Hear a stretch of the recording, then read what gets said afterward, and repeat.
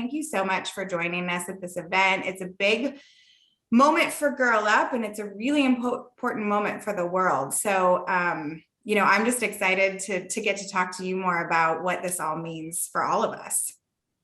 Well, I'm thrilled to be here. As you know, I've been to the Girl Up Summit in previous years. It's always one of the highlights of the summer. And so even though we can't join one another in person this year, I'm sort of feeling that spirit and energy. So thrilled to be here. We've known each other for a long time. You've led this organization for over a decade, which is, I believe, when we first met, you and I. And that entire time, you've been just steeped in the lives of girls. So we know we're at a critical moment in really the history of the world, coming out of this pandemic and sort of entering a new phase.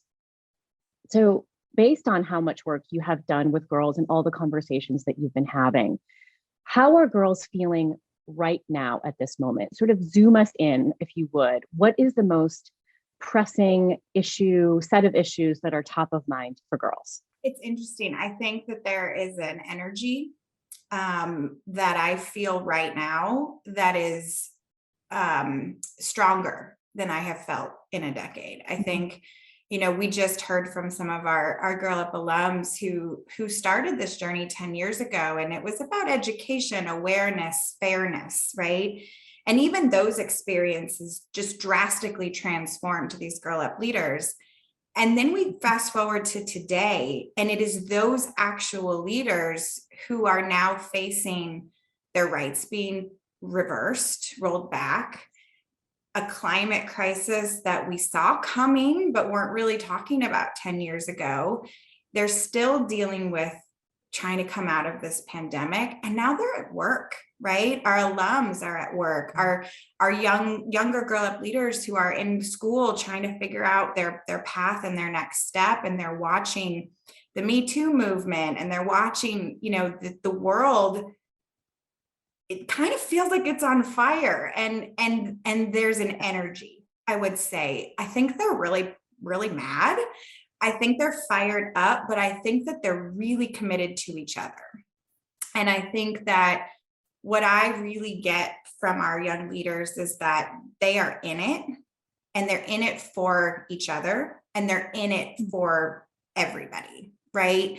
So they care about all these issues deeply because they impact them, but it isn't about them. It's about the rest of the girls, the rest of the world, the younger girls coming, right? Their future daughters. We heard our alums talk about their future daughters. Yeah. So I think it's just, there's this urgency, there's this energy, but there's a fight.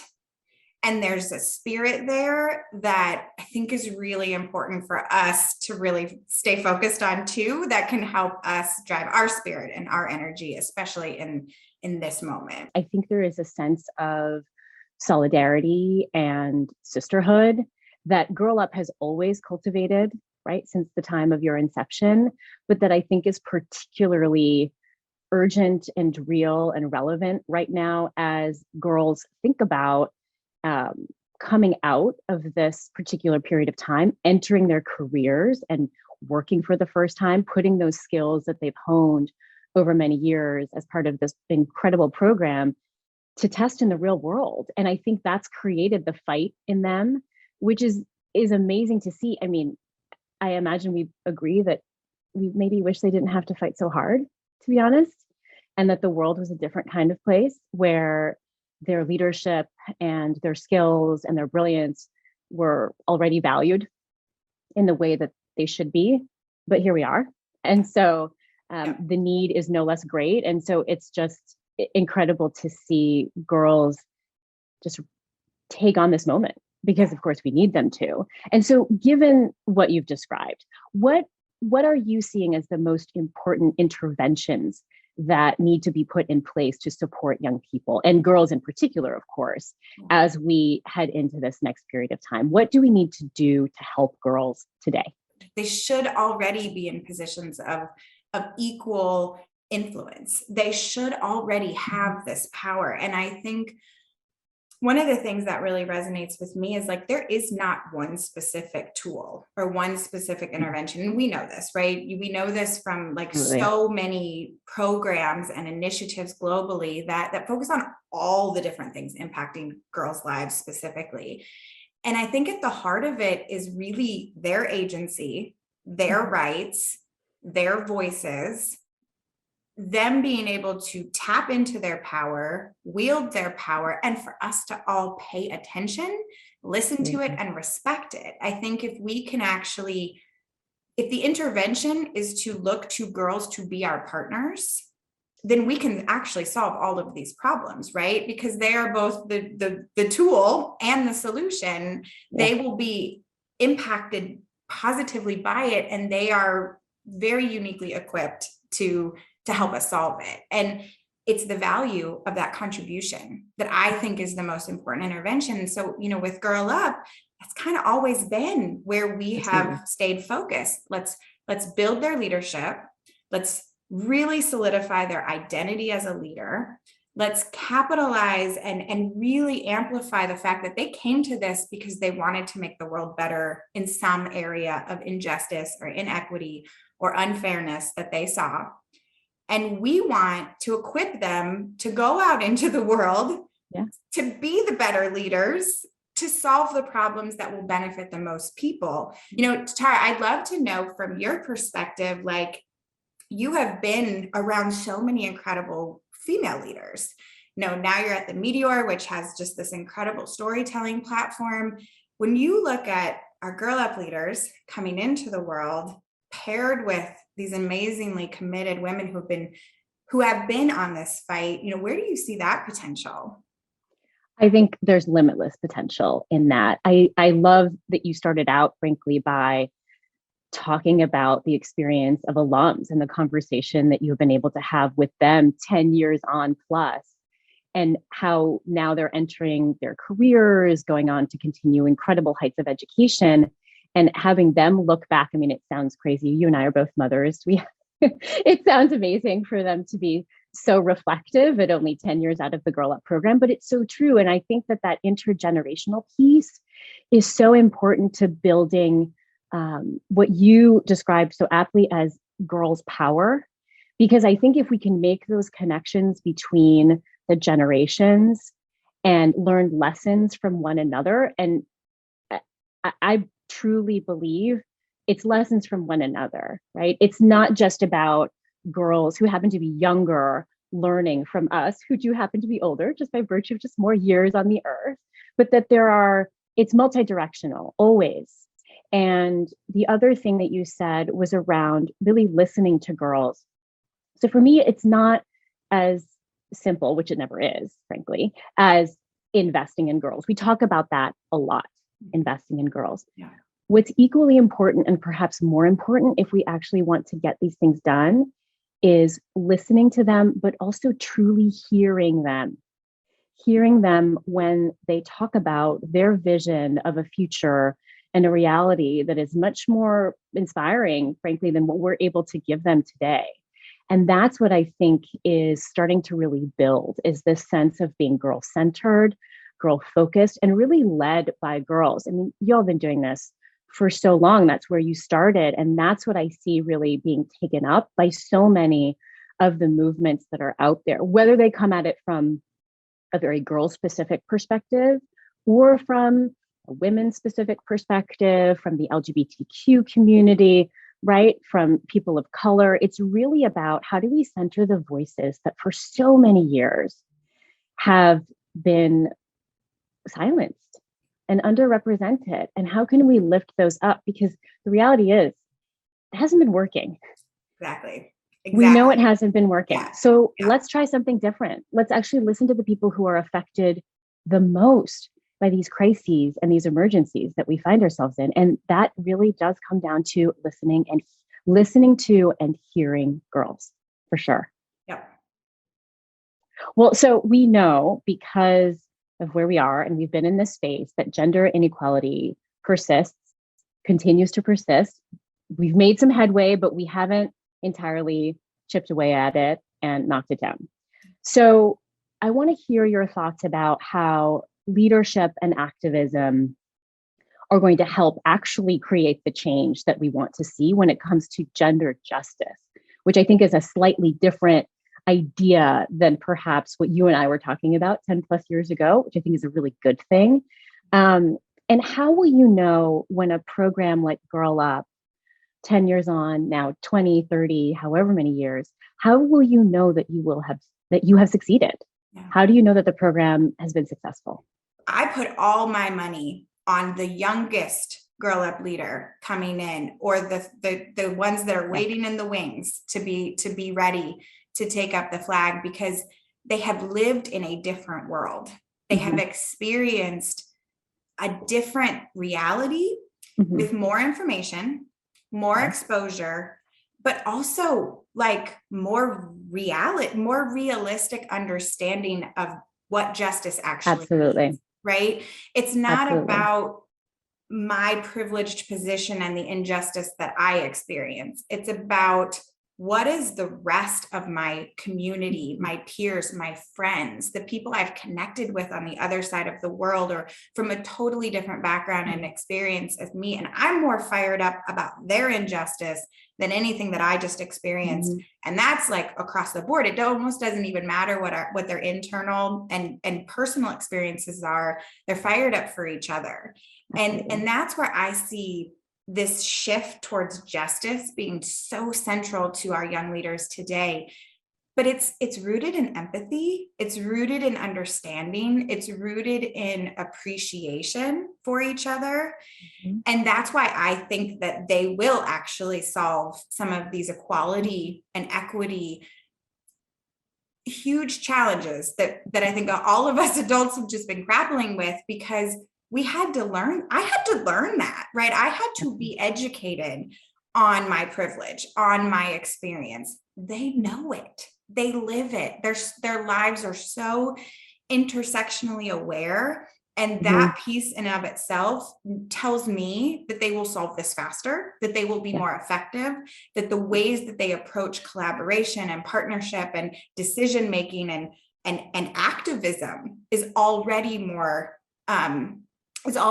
open and inclusive than anything that I could even do today after all of my learning from them. So to me, that's why they will do it differently, because they've just lived in the world differently and they've had these burdens placed on their shoulders from birth.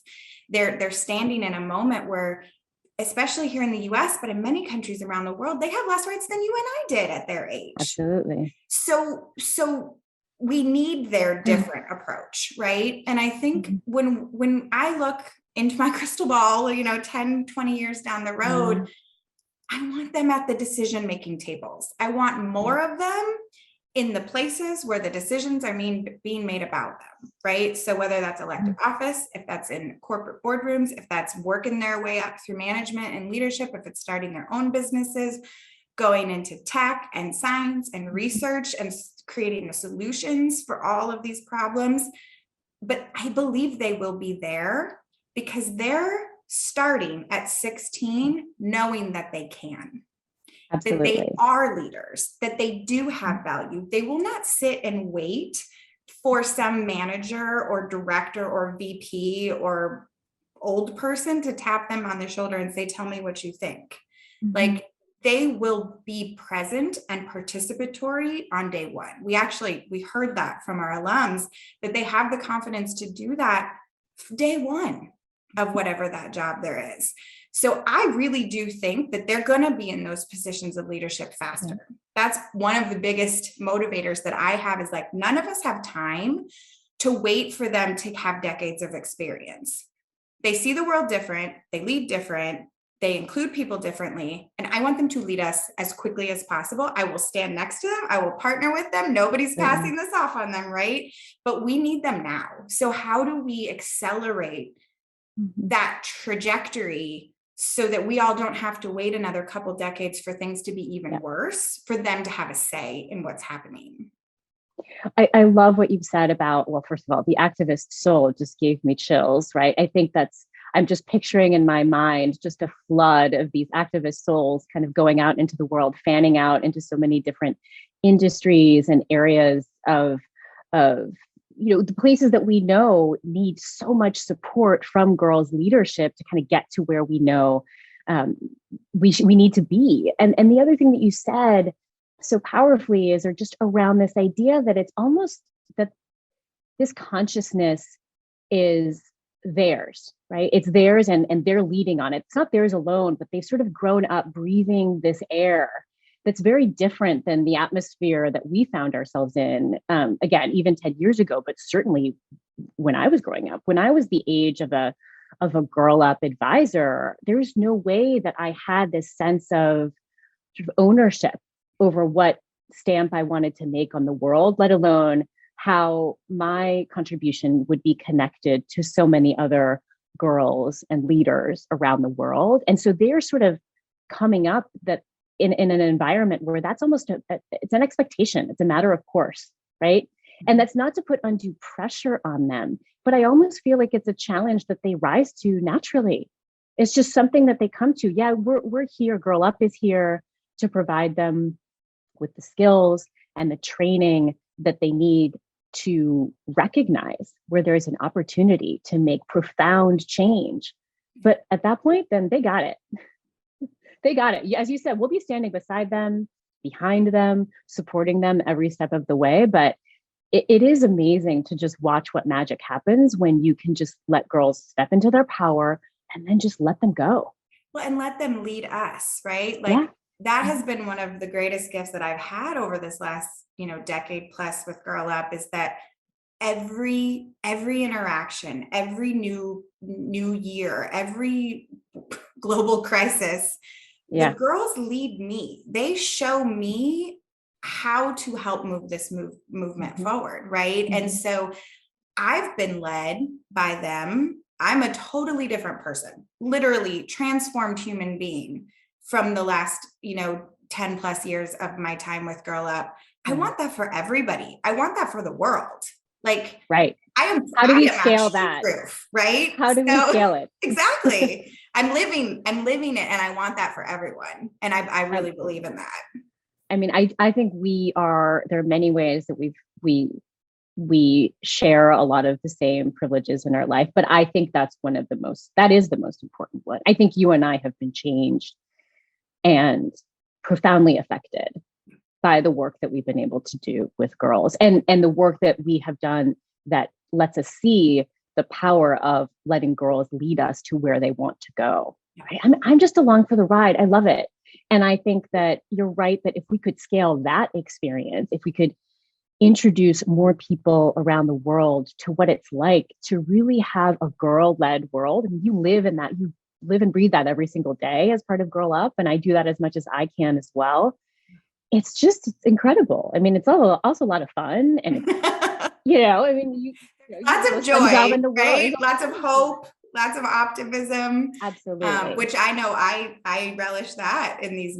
Right. You feed on it, right? It really gives you the sense of energy to keep going. Yeah. And that's been important over the last, 2 months / 2.5 years / forever. Slash always, right? Slash always. But I mean, again, you and I both have daughters. And so thinking about this idea of hope. Yeah. Right. And recently at a Meteor event, we had the extreme honor and privilege of bringing together Brittany Packnett Cunningham and Tiffany Cross in conversation. And one of the things that Tiffany said was joy is an act of resistance, right? And so it's just that idea, I think, of joy is not an insignificant one. It's really important and powerful to remember that there's joy in this work. And that's also what the girls bring to it. They bring a critical eye, they bring their smarts, they bring their anger, but they also bring joy. And I think that's also what's kept me going for so many years in this space. I'm so grateful for your partnership and friendship, and that we've been able to do this work together for so many years. And again, it's a moment and with a lot of momentum for Girl Up. And I appreciate your support and your appreciation and definitely your solidarity and partnership. And thank you so much for chatting with me today and really reminding me of all the things that I get from this, that I get to help be a part of, and just the incredible people we get to do this work with. So thank you so much. And thank you so much. I am grateful for you. I can't believe it's been so long that we've gotten to do this work together, but I have a feeling that we're going to be in it for the long, long haul and just watch these girls just take off and lead. I mean, I think as I reflect on this conversation and this moment that we're in, I still come back around to what I've always believed, which is if you support one girl anywhere, you're supporting girls everywhere. And that's, I think, what I'm seeing in the space and the movement is the growth of those movements and the folks who are really leading the way around recognizing that the work that they do in their community, in their country, has global implications. And so I'm just so excited to see where Girl Up goes next. Thank you so much for this conversation. Thanks, Tara. Back to you, Hallie.